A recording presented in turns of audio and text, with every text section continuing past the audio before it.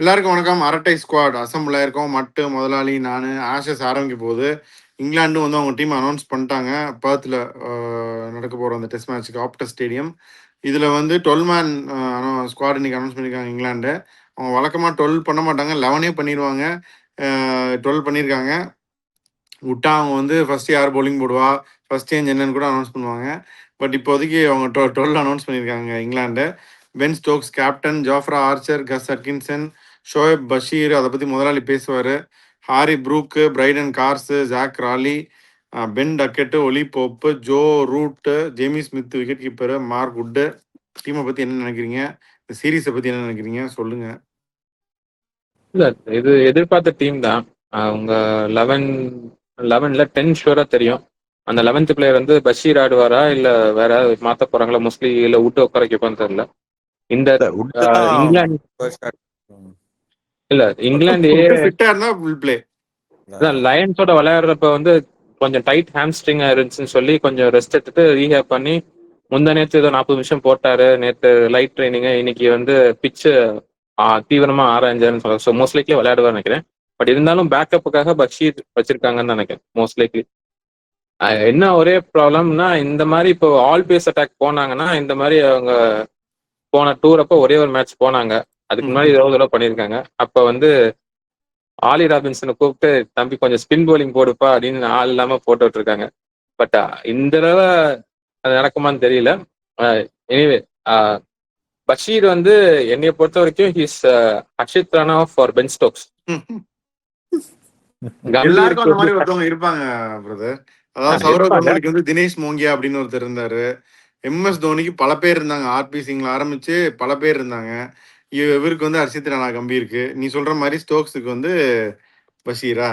பஷீர் அவர் எடுத்தது எப்படின்னா, அதாவது இங்கிலாந்துல வந்து ஃபர்ஸ்ட் கிளாஸ்ல வந்து அம்பையர்ஸ் கேமரா மாட்டியிருப்பாங்க, பாடி கேம் மாதிரி மாட்டிட்டு எல்லா பவுலர்ஸோட ரிலீஸ் எப்படி இருக்கு, எப்படி பேட்ஸ்மேன் ஸ்ட்ரகிள் பண்றாங்க அனலைஸ் பண்ணி அதை வச்சுதான் வந்து பிரெண்டன் மெக்கலம் வந்து இந்த ஹை ரிலீஸ் உள்ள பவுலர்ஸ், டால் ஃபாஸ்ட் பவுலர்ஸ் வேணும் கேட்டுட்டு சாம் கரனுக்கு வழி இல்லாம ஆக்குனது அந்த கேமரா மெத்தட் வச்சுதான். அப்படிதான் அவங்க பஷீர் தூக்குனாங்க. அதுக்கப்புறம் லயன்ஸ்ல நல்லா பெர்ஃபார்ம் பண்ணாரு. பென் ஸ்டோக்ஸ் ஏதோ பார்த்து ரொம்ப இம்ப்ரெஸ் ஆயிட்டாரு. அதுல இருந்து நான் பஷீர் தான் என்னோட பிள்ளை அப்படின்ற மாதிரி அவர் ஆடினா பஷீர் ஆடுவார், கண்டிப்பா ஆடுவார். இங்கிலாந்து சீரீஸ்ல வந்து ஒரு மேட்ச் மிஸ் ஆனதுக்கு காரணம் விரல் உடஞ்சிச்சு. அது விரல் உடையாம இருந்திருந்தால் இதோட continued for the third and fourth and fifth test as well. So மத்த டீம் வந்து I think it's on the expected lines தான். இங்க 12ல யார் வெளிய உட்காருவா? பஷீர் இல்ல கஸ் அட்கின்சன். சொல்லிட்டீங்க செல்ல பிள்ளைன்னு உட்காந்துருவாரா? இல்ல ஃபுல் பால் பேஸ்னா வேற உட்காந்து ஒரு பேட்டிங் இம்ப்ரூவ் பண்ணிருக்கான்றதுக்கு பேட்ஸ்மேனா வளர முடியும். இருக்கிற ஒரு ஸ்பின்னர் பேட்டிங் ஆடுவாரா? இல்ல ஃபாஸ்ட் பவுலர் ஆப்ஷன்னா அவங்க வந்து பிரைடன் காஸ் தான் ப்ரிஃபர் பண்றாங்க. இன்னும் கொஞ்சம் ஆல்ரவுண்டர் மாதிரி ப்ரிஃபர் பண்றாங்க. கசான் விளையாடலாம். ஆக்சுவலா என்ன பொறுத்த பிரைடன் காஸ் வெளியே உட்கார்ந்தா நல்லா இருக்கும் நான் நினைக்கிறேன். பட் அவங்க பிரைடன் காஸ் தான் ஆடுவாங்க. இப்போ இந்த இங்கிலாந்து டீமை பார்த்தா இவங்களோட ஸ்ட்ரென்த்தே என்னன்னா அந்த பேட்டிங் டெப்த். இதுக்குதான் வந்து கம்பீர் வந்து ஆசைப்படுறாரு. அது வந்து இவங்களுக்கு அமையுது. என்னன்னா இப்போ இவங்க இந்த 12லையே மார்க் வுட்டை தவிர எல்லாருமே பேட்டிங் பிடிப்பாங்க. Stokes, Archer, Atkinson, Bashir, Brook, Carse, Crawley, Duckett, Ollie Pope, Jamie Smith, Joe Root. அதாவது வுட்டை தவிர எல்லாரும் பேட்டிங் பிடிக்கிறாங்க. இதில் அந்த டெப்த் அப்படிங்கிறது ரொம்ப குரூஷியல். எனக்கு அந்த டெப்த் தான் வேணும் அப்படின்றதுக்காக நான் வந்து எல்லாம் ஆல்ரவுண்டர்ஸாக இவங்களுக்கு ஓரளவுக்கு அமையுது. நம்ம வந்து இன்னும் கொஞ்சம் ரொம்ப ஃபோர்ஸ் பண்ணி நம்ம டீமுக்குள்ள கொண்டு வரோம். இந்த பேட்டிங் டெப்த் உங்களுக்கு ஒரு பெரிய அட்வான்டேஜ். என்ன நினைக்கிறீங்க? கிவன் டே வந்து இப்போ T20ல வர மாதிரி அதே கான்செப்ட் அப்ளை பண்ணி ஓரளவுக்கு கொண்டு வந்துட்டாங்க. அந்த பேட்டிங் டெப்த் இருக்கிறதுனால தான் அந்த top order able to swing freely. ஆமாட்ரி, அது மட்டும் இல்லை. இப்போ ஒரு நம்ம நல்லா ஒரு ஃபுல் பஸ்ட் போட்டு 80/4 கொண்டு வருவோம், 80/5 கொண்டு வருவோம். 90ஸ்ல வந்து கேம் அப்படி இருக்காது. 80/5 வந்துச்சுன்னா சான்சஸ் ஆஃப் கம்பேக் வந்து ரொம்ப கம்மி. பட் இப்போ 80/5ல இருந்து வந்து 300, 350 அடிக்கிறாங்க. அதோட மேலேயே அடிக்கிறாங்க. அதுதான் மேட்ரு. அந்த செக்யூரிட்டி கொடுக்குது லோயர் ஆர்டர், அந்த ஃப்ரீடம். அது ஸோ ஹிட் ஆர் மிஸ்னாலும் டாப் ஆர்டர் பரவாயில்ல, லோயர் ஆர்டர் ஷோர் பண்ணிடும், ஓரளவுக்கு டீசென்ட் ஸ்கோர் கொண்டு வந்துடும்.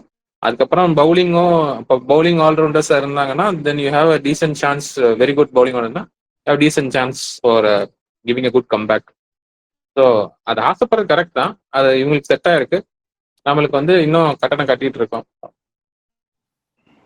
நட்டு என்ன சொல்ல வர்ற? இப்போ நமக்கு முன்னாடி வந்து ஹர்திக் பாண்டியா மாதிரி ஒருத்தர் ஃபிட்டா டெஸ்ட்டும் விளையாடுற மாதிரி இருந்தாருன்னா நேச்சுரலா நடந்தா ஓகே.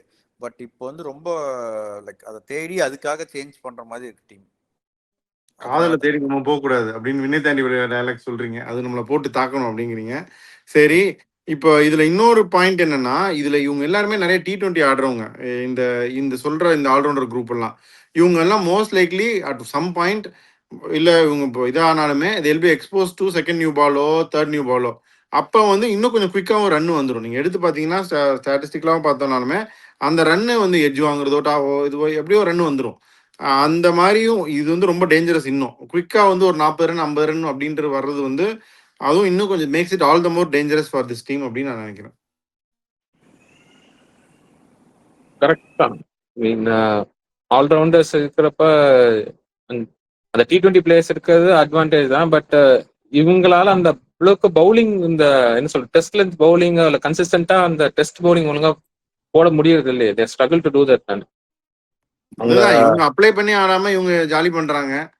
அதை கொஞ்சம் இது பண்ணுவாங்க. ஆஸ்திரேலியால வந்து ரொம்ப ஜாலி பண்ண முடியாது இல்ல. பேட்டிங் பிச்சஸ் தான். பட் இது ஒரு அட்வான்டேஜ் இவங்களுக்கு இருக்கும். நீ சொல்ற மாதிரி அது பயங்கர அட்வான்டேஜ் தான். பர்டிகுலர்லி இந்த ஃபர்ஸ்ட் டெஸ்ட்ல வந்து ஏன்னா ஆஸ்திரேலியாவுக்கு வந்து இப்போ பேட்டிங் டெப்த் கம்மி தான்.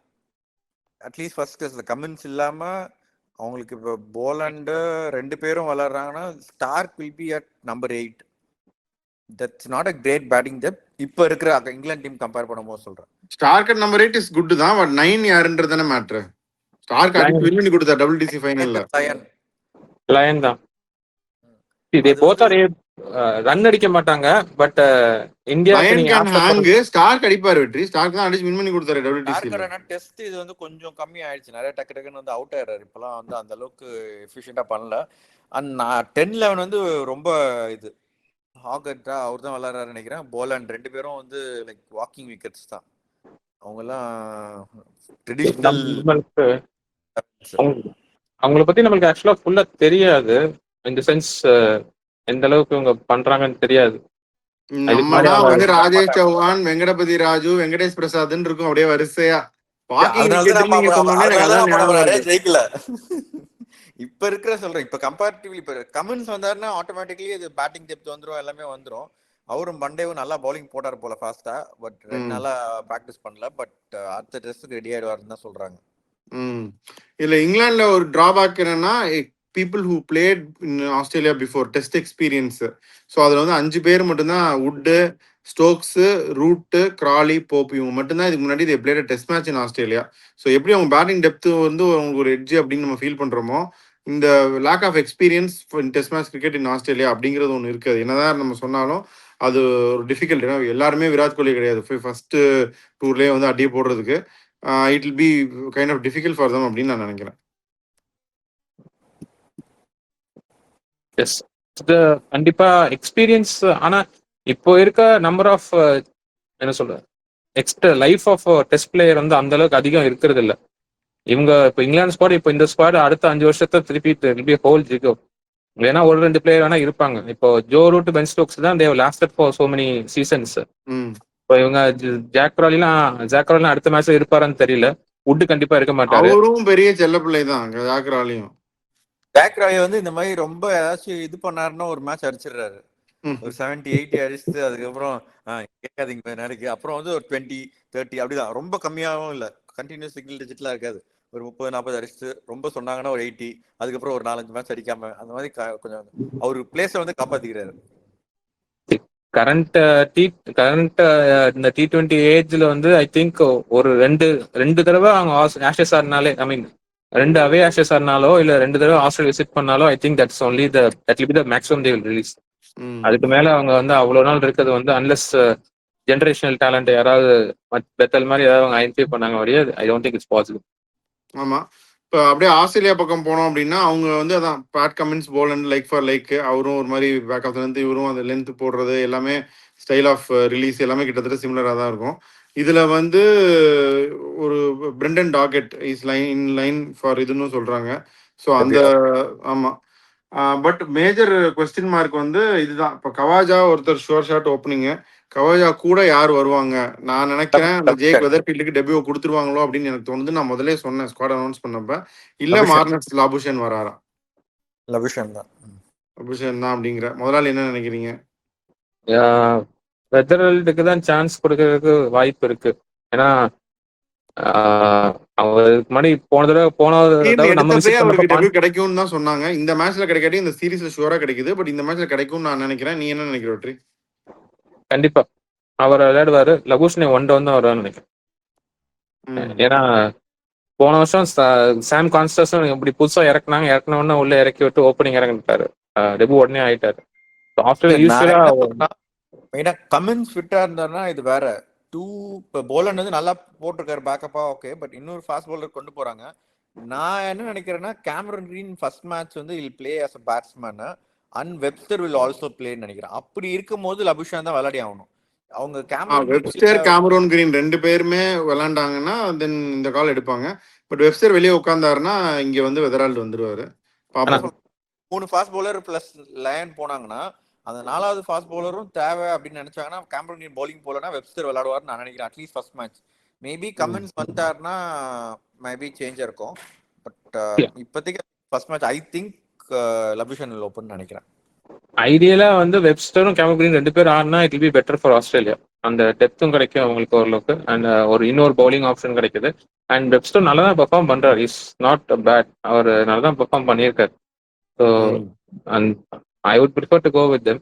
பட் ஏன்னா இவங்க சூஸ் பண்றது வந்து ஜேக் வாத்தால தான் போவாங்க. ஆனா இன்னொன்னு வந்து கவாஜா வந்து ஆஸ்திரேலியால ஒரு லெஜண்ட் தான். அவர் வந்து இப்ப இந்த ஆஷஸ் சீரிஸோட ரிட்டையர் ஆனா ஓகே. பட் இந்த சைக்கிள் ஃபுல்லா ஆடினார்னா I think it will be back for them தான் நினைக்கிறேன். ஒரு ஸ்டெப் பேக் தான் நினைக்கிறேன். அதுக்கு எல்லாரும் ஒரு ஓபனரே கொஞ்சம் மாத்திட்டு இருக்காங்க. இன்னொரு ஓபனரே மாத்திட்டுனா ரொம்ப இதுவா இருக்கும். மாத்திருந்தா ஓகே தான். பட் ஆனா இவரும் கான்ஸ்டன்ட்டா ஒரு ஓபனர் கரெக்ட்டானா maybe they can think about it. அதான் கான்ஸ்டாஸ்னு ஒருத்தர் இருந்தார் கான்ஸ்டன்ட்டா. அவரை தான் அனுப்பிச்சு விட்டாங்களே. இல்ல ஆனா ரீசெண்டா இப்ப பெர்ஃபார்மன்ஸும் பெருசா not up to the mark தானே. அவர் கடைசியா எப்ப 50 அடிச்சா எனக்கு தெரியல. எனக்கு அது சரி. என்ன கண்டிஷன்ஸ் எல்லாம் எப்படி இருக்கும் மட்டும் திடீர்னு அதிசயமா இப்போ இந்த டைம்ல யூஸ்வலா மழை பெய்யும்னு போட்டிருக்காங்க. ப்ராக்டிஸ் பிச்சர்ஸ்லாம் அப் அண்ட் டவுன் இருக்கு. பயங்கர சீ மூவ்மெண்ட் இருக்கா. ஆனா பட் இது டிராப் இன் பிச் அதே மாதிரி இருந்துச்சுன்னா அதே பிச் தான். பட் டிராப் இன்ல எந்த அளவுக்கு டிஃபரன்ஸ் இருக்கும்னு தெரியலன்னு போட்டிருக்காங்க. அதே ப்ராக்டிஸ் பிச்சர்ஸ் மாதிரி இருந்துச்சுன்னா லைக் மேட்ச் வந்து ரொம்ப சீக்கிரம் முடியணும். இவங்க டிராப் இன் பிட்ச் எல்லாம் நியூயார்க்லாம் டிராப் இன் பிட்ச் தான் ஞாபகம் இருக்குல்ல. அது வந்து அந்த இதுக்கு இங்க யூசுவலா டிராப் இன் பிட்சஸ் தானே யூசுவலா போடுறது. நார்மலாவே தான் பண்றாங்க. ஸோ அது வேற. அண்ட் இங்கிலாந்து விளையாடுற T20 அப்படின்னு பாஸ்பாலுக்கு டக்கு டக்குன்னு முடிஞ்சாலும் முடிஞ்சிடும். நம்ம போன வருஷம் நம்ம ஆடினப்ப வந்து அவங்க அவங்களுக்கு பவுலிங் லைனப்போ நாட் ரொம்ப ஈஸி. ஆர்ச்சர் வந்து ஃபுல் ஃப்ளோல வுட் எல்லாம் ஃபுல் ஃப்ளோல போட்டாருன்னா அதுவுமே ரொம்ப இதுவா தான் இருக்கும். பேட்டிங் சொன்ன மாதிரி கொஞ்சம் இந்த டீம்லயும் கொஞ்சம் எக்ஸ்பீரியன்ஸ் கம்மியா இல்லையா?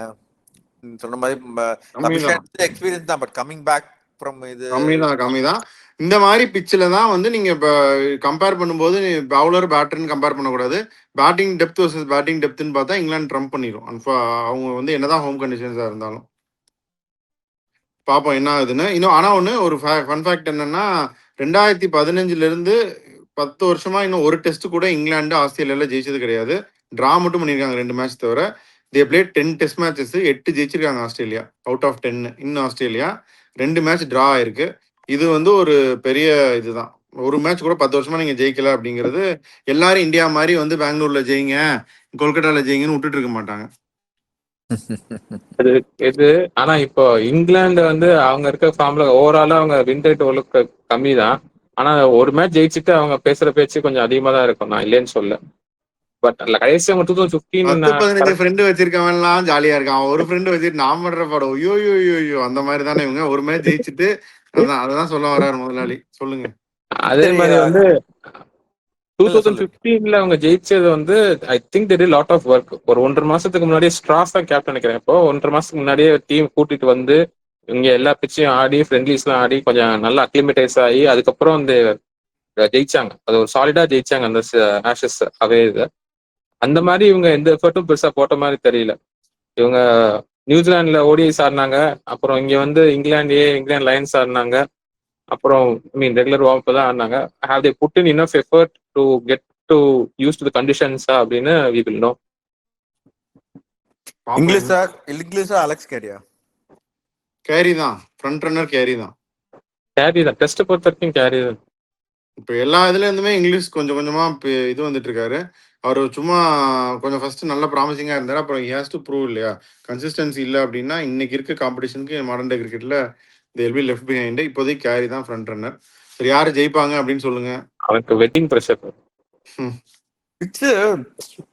இந்த மாதிரி கிராஸ் இல்லாம இது பண்ணி விட்டோம்னு வச்சுக்கேன், நல்லா ஹை ஸ்கோரிங்கா போட்டு விட்டோம்னு வச்சுக்கேன், ஃபர்ஸ்ட் மேட்ச்லயே வந்து ஒரு ஃபர்ஸ்ட் மேட்சே வந்து ஸ்டோக்ஸ் ஒரு 60 ஓவர் போட வச்சிங்கன்னு வச்சுங்களேன், அதுக்கப்புறம் ஈஸியா இருக்கும் சீரிஸ் ஜெயிக்கிறதுக்கு. ஆஸ்திரேலியாக்கா? அதான் சொல்றேன். அதேதான். அப்ப அவரு வந்து ஆர்ச்சர் போடுவாரு, அதுக்கப்புறம் இவரும் போடுவாரு, வுட்டும் போடுவாரு. இதெல்லாம் எவ்வளவு தேரி அவங்க தாண்டி வரணும். அதான் சொல்றேன், இந்த மாதிரி நல்ல பேட்டிங் பிச்சா ஃபர்ஸ்ட் மேட்ச் போட்டு விடுங்க, அவ்வளவுதான். அதுக்கப்புறம் செகண்ட் மேட்ச்ல இருந்து ஜாலியா விளையாடலாம் அப்படின்னு நினைச்சிருக்காங்க. But This is the England's best chance to win the third test in the since 2015. அவங்களுக்கு they have a relatively relatively poor bowling attack compared to what they originally had in mind. So நல்ல best attack, best chance இதான். Compare பண்ணும்போது இதுதான். But still Boland வந்து நல்ல option தான். Not denying போலாண்டோட strike rate is all quite good. அது டெஃபினட்டா டினை பண்ண முடியாது. அவங்க நினைச்சு பில்ட் பண்ண டீம் வேற, இப்போ வந்த டீம் வேற. ஸோ பாப்பா என்ன ஆகுதுன்னு. Australia will go in as favourites தான். பட் எனக்கு என்னமோ பேட்டிங் டெப்த்தை வச்சு அடிச்சு காலி பண்ணிடுவாங்க இந்த விக்கெட்ல இங்கிலாந்து அப்படின்னு தோணுது. பார்ப்போம். நீங்க 2 பேரும் என்ன நினைக்கிறீங்க? பட் ஆஸ்திரேலியா 2 ஆஸ்திரேலியா சொல்லியிருக்கீங்க. பாப்போம் என்ன ஆகுதுன்னு. ஸோ இப்போதைக்கு இவ்வளோதான். அண்ட் வியூவர்ஸ் நீங்க என்ன நினைக்கிறீங்கன்னு சொல்லுங்க, யார் ஜெயிப்பாங்க அப்படின்னு அவங்க கமெண்ட்ஸையும் சொல்லுங்க. இப்போதைக்கு இவ்வளோதான். நிறைய வீடியோஸ் வந்துட்டு இருக்கு. கண்டிப்பா நிறைய விஷயம் பேசுவோம். முதலாளி நீங்க சொல்லுங்க. So we'll sign off for this. We'll keep you posted about further matches. Your Bye.